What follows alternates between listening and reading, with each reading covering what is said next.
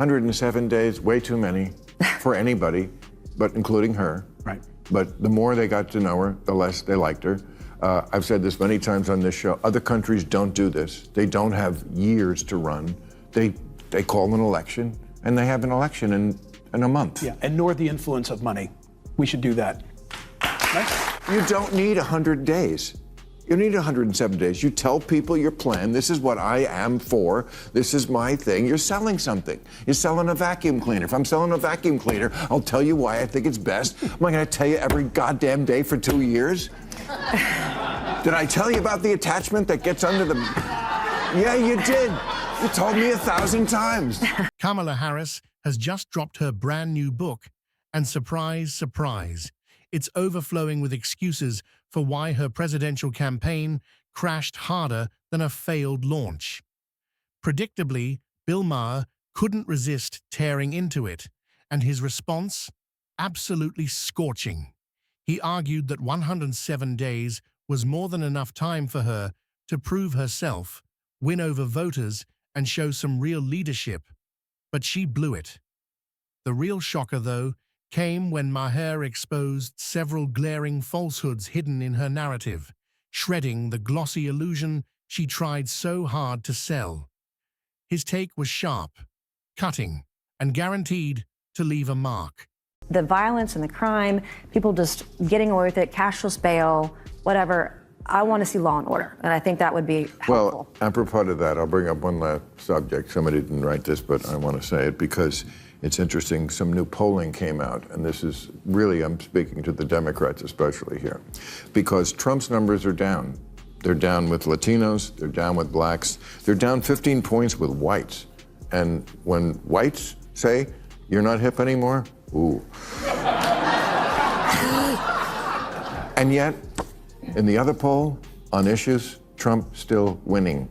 So this is your big opportunity, Democrats. He's down in the numbers, and you still can't score. Bill Maher kicks things off by dissecting the latest polls, and the numbers don't lie.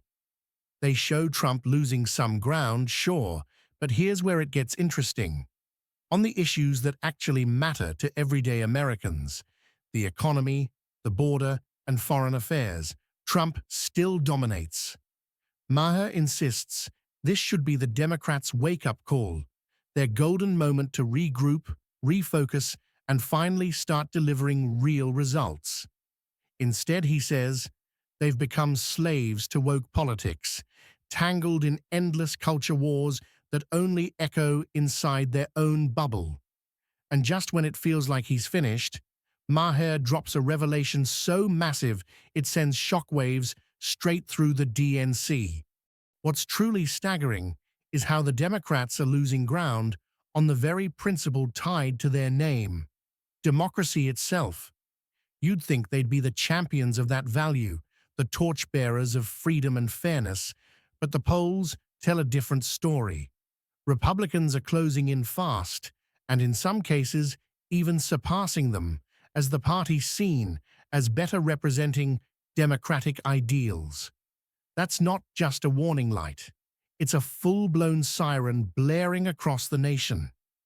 It shows that Democrats are slipping away from their own foundation, the identity that once energized their base and set them apart. When they ask who has a better plan, Republicans crushing it on crime, immigration, wars, the economy, even corruption. Democrats win by 2 points on respect for democracy. Now, some of this is just because people are stupid. 2 points on respect for democracy. Democrats win on healthcare, environment, women's rights, respect for democracy. But on those issues, I bet you that are the big ones that they vote on more: crime, immigration, wars, economy, corruption. So that's the takeaway. Instead of reinforcing trust through consistent principles, they've descended into endless identity politics, virtue signaling, and internal feuds. The fallout is brutal. Americans no longer see them as protectors of democracy. And if this slide keeps up, they won't just lose elections. They'll fade into political irrelevance. The DNC looks completely lost, a party without direction, strategy, or purpose. Their entire game plan seems to revolve around attacking Donald Trump again and again, often over the most meaningless and trivial things. Beyond that relentless noise, there's no vision, no unity, no real message that inspires confidence or shows they're ready to lead. The emptiness becomes painfully clear when you look at Kamala Harris herself. After a failed campaign and a brand new book release, you'd expect some humility, maybe a serious reflection, a bit of honesty, and a roadmap for redemption. But instead, her book offers none of that. No accountability, no strategy, just recycled slogans and self-praise wrapped in political spin. It's a symptom of a much deeper rot inside the DNC, a party in denial, driven by outrage, but offering voters absolutely nothing tangible about the future. The only thing the Democratic Party stands for today is opposition to Donald Trump. Yeah. And I just read Kamala Harris's new book, 107 No, Days. you didn't. I did? No, you didn't. I'd like to... I'll say a lot of lies on this show, but I won't take that. I will not accept I thought that. you might ask me about it. That's why I had to read it. But the point is, it's like, as you probably know, it's like a diary of what happened. But I was looking for, okay, and what's the plan for the future? There wasn't any, and she's just indicative of the party at large. I've said this many times on this show. Other countries don't do this. They don't have years to run. They call an election, and they have an election in a month. Yeah, and nor the influence of money. We should do that. Kamala Harris now seems to be slowly backing away from the same woke politics that dragged her career into chaos. And at first glance, that might look like progress. Finally, it seems she's learned something from her downfall. But here's the twist. Instead of owning her mistakes, she's trying to rewrite her past. She's suddenly positioning herself as someone who opposes men competing in women's sports, even though she once fully supported it while in office. That kind of revisionist move isn't fooling anyone. If Harris truly wants to rebuild trust, she'll need to take a much tougher step, admit she was wrong, acknowledge how disconnected she became, and break free from the radical woke playbook once and for all. Without that honesty, her so-called rebrand won't look like growth. It'll look like desperate political survival dressed up as reinvention. Right from the start, Maher doesn't hold back. He goes straight for the jugular in his takedown of Kamala Harris's book. To him, it doesn't read like reflection at all. It's a laundry list of excuses dressed up as insight. At the center of it all lies her favorite defense, the infamous 107 days. And by the way, that's one of the reasons she lost. She's rewriting history in the book, too. She's now against men and women's sports. Like, come on. Like, they tried to dismantle Title IX against women when she was vice president. Right. I mean, that's just one of many examples. She could have had 701 days and would have still lost that race. But you're right. The data says it's cost of living, it's inflation, it's immigration, illegal immigration, all those things. Everything else is at the bottom. Harris insists that the short campaign window kept her from connecting with voters and getting her message across. But Maher isn't buying a word of it. He calls that argument a complete illusion. He says Americans didn't turn away because of time.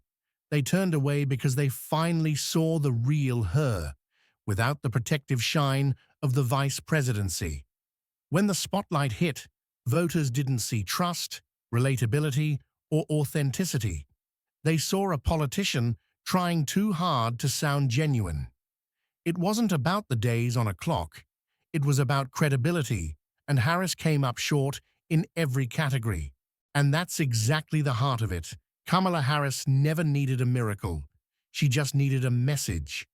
All she had to do was present a clear plan for tackling the real problems Americans face every single day. Offer solutions, paint a vision, and let voters judge her on ideas. That's all it would have taken. She even had the perfect moment to show independence from Joe Biden, to prove she could lead on her own terms. That could have been her defining stand, a chance to show strength and direction. But instead, she delivered emptiness, no bold ideas, no plan, no spark.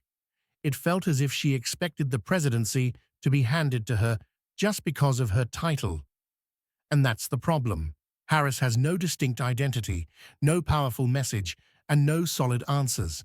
Without those, no campaign, no matter how polished, can save her from herself. Illegal immigration, all those things, everything else is at the bottom. And by the way, law and order crime. 107 days, way too many for anybody, but including her. Right. But the more they got to know her, the less they liked her. You don't need 100 days. You need 107 days. You tell people your plan. This is what I am for. This is my thing. You're selling something. You're selling a vacuum cleaner. If I'm selling a vacuum cleaner, I'll tell you why I think it's best. Am I going to tell you every goddamn day for 2 years? And that's where Bill Maher lands his hardest punch. He exposes the blatant falsehood sitting right in Kamala Harris's own book. She clearly wrote that she didn't pick Pete Buttigieg as her running mate because he was gay. Those were her printed words, plain as day. But when Rachel Maddow confronted her about it, Harris panicked, backpedaled, and tried to twist her own statement, even suggesting she never wrote it at all. That kind of flip-flop isn't just embarrassing, it's political quicksand. If she can't stand by what she herself published, how can anyone trust her to stand firm on policy or principle? Maher's point cuts deep. This isn't just a campaign blunder, it's a credibility crisis. Every denial, every contradiction, every attempt to rewrite her past drains what little trust she has left. And with every excuse, Kamala Harris is watching her own reputation unravel in real time. And that's exactly why Kamala Harris's campaign went down in flames during the 2024 elections, because at her core, she stood for absolutely nothing. There was no conviction, no defining principle, no real leadership driving her message. She avoided bold stances, dodged hard truths, and built her platform on vagueness and political safety nets. You know, you're the first woman elected vice president. You're a black woman and a South Asian woman elected to that high office, very nearly elected president. To say that he couldn't be on the ticket effectively because he was gay is hard to hear. No. That's not what I said. That he couldn't be on the ticket because he is gay. My point, as I write in the book, is I was clear that in 107 days, in one of the most hotly contested elections for president of the United States, against someone like Donald Trump, who knows no floor, to be a black woman running for president of the United States and as a vice presidential running mate, a gay man, with the stakes being so high, it made me very sad, but I also realized it would be a real risk. Take her support for Zohran Mamdani in New York. It's the perfect example of what went wrong. She didn't endorse him for his ideas, policies, or vision for the people. She backed him for one shallow reason. He carried the same party label. That's it.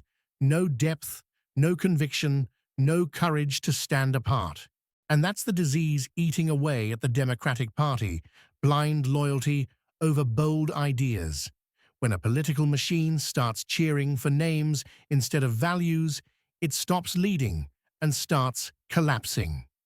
Harris became the symbol of that decay, a politician so focused on staying in the club that she forgot how to lead outside of it. Voters saw it clearly in 2024, and their message couldn't have been louder. They're tired of hollow promises, tired of performative loyalty, and tired of being treated like political pawns.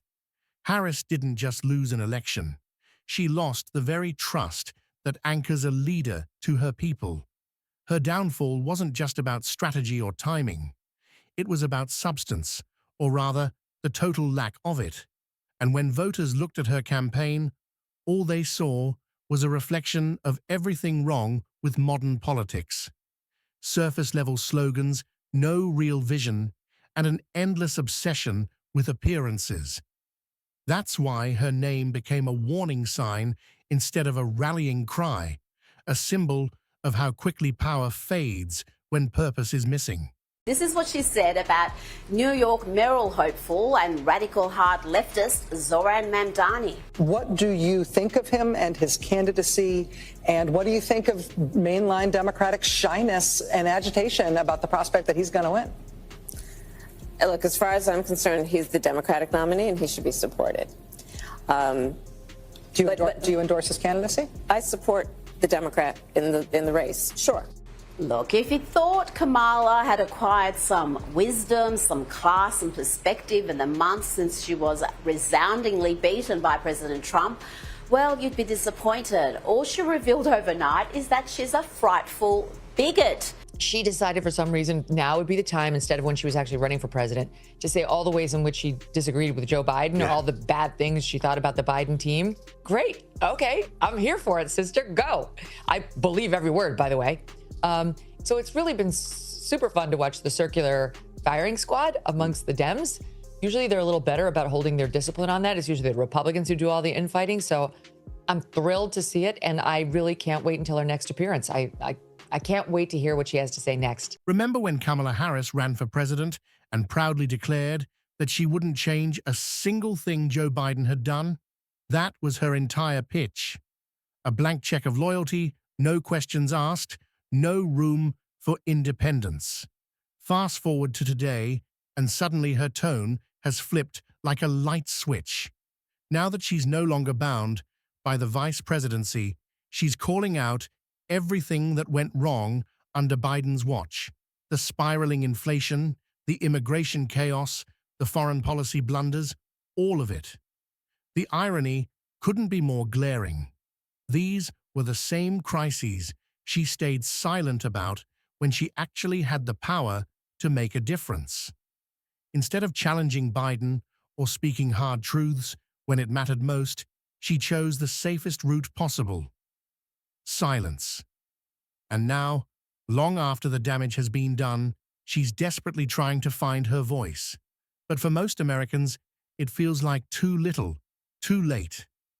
Her book and her latest interviews only highlight what voters already knew: why she lost in 2024 and why her political future looks shakier than ever. From rewriting history and dodging accountability to hiding behind Biden's shadow and clinging to hollow woke politics, Harris still hasn't given voters a genuine vision or real leadership. Bill Maher ripped the mask right off, exposing the contradictions and excuses she tried to hide behind. And by then, voters had already seen through the act. If Kamala Harris truly wants a second chance, recycled slogans and party loyalty won't save her this time. She'll need brutal honesty, bold ideas, and the courage to finally step out of the failed playbook that destroyed her before.